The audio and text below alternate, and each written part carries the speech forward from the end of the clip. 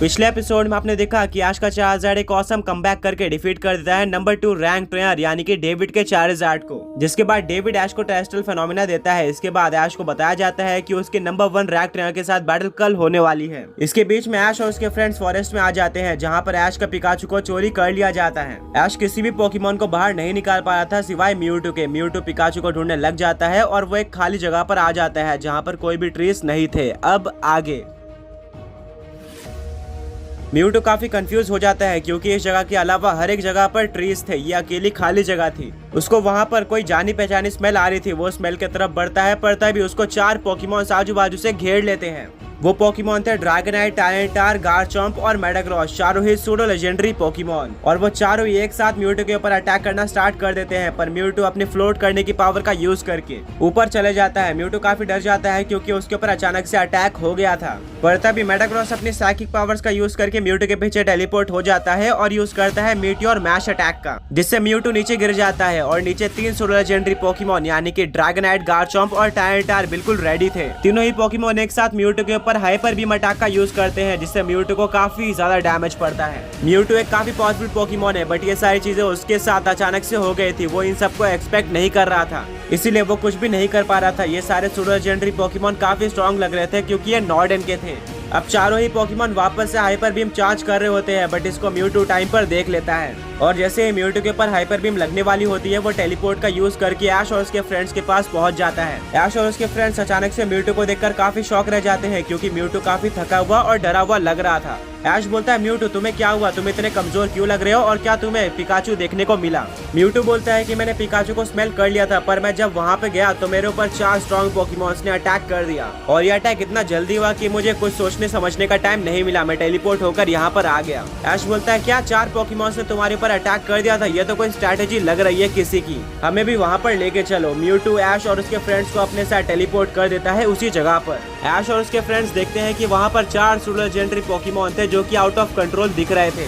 वो म्यूटू को देखते ही बहुत ज्यादा रेज में आ जाते हैं एंड उसके ऊपर अटैक करना वापस से स्टार्ट कर देते हैं। ड्रैगनाइट ड्रैको मीटियोर का यूज करता है, मेडाग्रॉस यूज करता है अर्थक्वेक अटैक का, गारचॉम्प यूज करता है स्टोन एज अटैक का, वहीं पर टायरेंटार यूज करता है आइस बीम का। ये सारे अटैक एक साथ म्यूटू के ऊपर लगने वाले होते हैं, पर म्यूटू प्रोटेक्ट अटैक का यूज करता है आसमान में जाकर, जिससे एक बैरियर बन जाता है एंड उस बैरियर के ऊपर सारे अटैक लगते हैं। बट ये तीनों ही अटैक काफी स्ट्रॉन्ग थे, जिसके चलते वो सभी बैरियर को क्रैक कर देते हैं और म्यूटू के ऊपर लग जाते हैं। ये चारों ही पोकेमॉन मिलकर म्यूटू के ऊपर डोमिनेट कर रहे थे। ब्रॉक बोलता है कि ये तो काफी अनफेयर है, यहाँ पर 4 काफी स्ट्रॉन्ग सूडो लेजेंडरी पोकेमॉन है, वहीं पर दूसरी तरफ अकेला म्यूटू है। अगर यहाँ पर 2 सूडो लेजेंडरी भी होते तो डेफिनेटली म्यूटू डोमिनेट करता, पर 4 इतने स्ट्रॉन्ग पोकेमॉन्स को एक साथ संभालना किसी भी पोकेमॉन के लिए मुश्किल हो सकता है। पर फिर भी म्यूटू इतनी पावर रखता है कि वो उनको डिफीट कर सके, पर अभी तक म्यूटू ने किसी भी अटैक का यूज नहीं किया है। उसको कुछ ना कुछ करना होगा। वो सारे पोकेमॉन्स वापस से हाइपर बीम चार्ज कर रहे होते हैं। ऐश बोलता है, म्यूटू डबल टीम का यूज करो, जिससे चारों ही पोकेमॉन्स कंफ्यूज हो जाते हैं कि किस म्यूटू के ऊपर अटैक किया जाए। वो सभी लोग फेक म्यूटू के ऊपर अटैक कर देते हैं, जिससे उनकी हाइपर बीम वेस्ट हो जाती है। इसके बाद ऐश अपने म्यूटू को साइड स्ट्राइक अटैक यूज करने बोलता है। म्यूटू एक एक करके 4 साइड स्ट्राइक अटैक बनाता है और चारों पोकेमॉन्स के ऊपर ही लॉन्च कर देता है, जिससे चारों पोकेमॉन को डैमेज पड़ता है। ऐश बोलता है, बहुत बढ़िया म्यूटू। इसके बाद टायरेंटार यूज करता है आयरन टेल अटैक का म्यूटू के ऊपर, पर जैसे ही वो म्यूटू के पास आता है, म्यूटू उसको अपने साइकिक पावर्स का यूज करके कंट्रोल करना स्टार्ट कर देता है एंड उसको काफी दूर फेंक देता है। पर तभी पीछे से मेडाग्रॉस यूज करता है मीटियोर मैश अटैक का, जो कि म्यूटू के ऊपर लग जाता है एंड उसको डैमेज पड़ता है। म्यूटू जमीन पर गिरा हुआ था, इसका फायदा उठाते हुए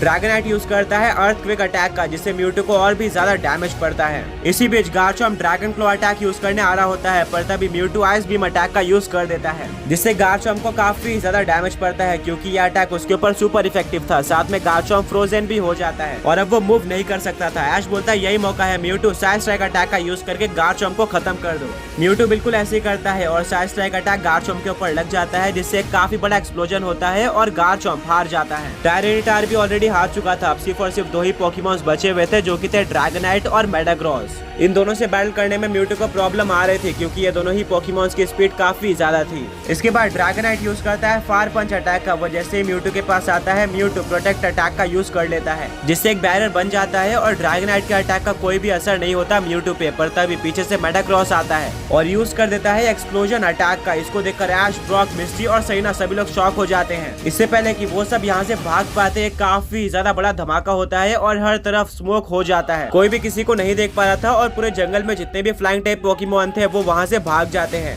एम्बरवुड सिटी के लोग भी काफी ज्यादा कंफ्यूज हो जाते हैं कि अचानक से इतनी तेज आवाज कहाँ से आई है और ये स्मोक कहाँ से आ रहा है। ऐश अपने फ्रेंड्स को नहीं देख पा रहा था, वहीं पर यह म्यूटू के लिए बिल्कुल भी सही साइन नहीं था। एक्सप्लोजन एक काफी ज्यादा स्ट्रॉन्ग अटैक है, इससे म्यूटू हार भी सकता है।